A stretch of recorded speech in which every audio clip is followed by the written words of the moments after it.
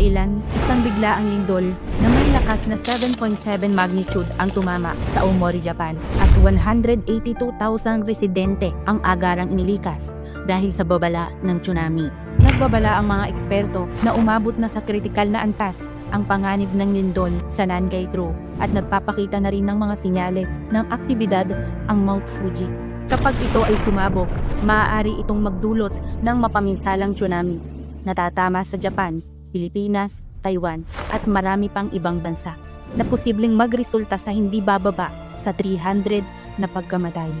Mga kapatid, hindi ito pananakot, ito ay isang realidad na unti-unting lumalapit sa atin.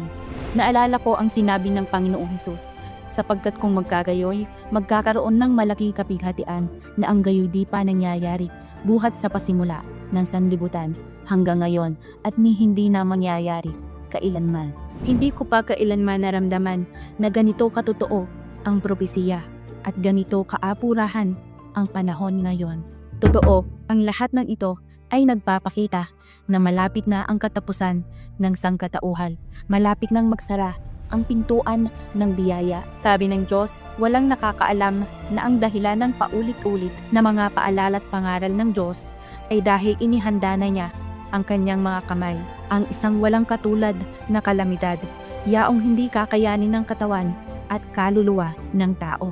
Ang kalamidad na ito ay hindi lamang isang kaparusahan sa katawan, kundi pati na rin sa kaluluwa.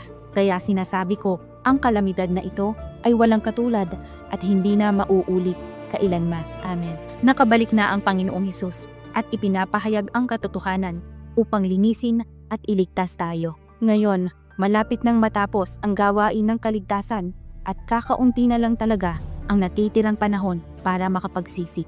Ang pagmamahal ng Diyos ay kinakailangan iparating sa inyo. Paalalahanan kayo ng tapal.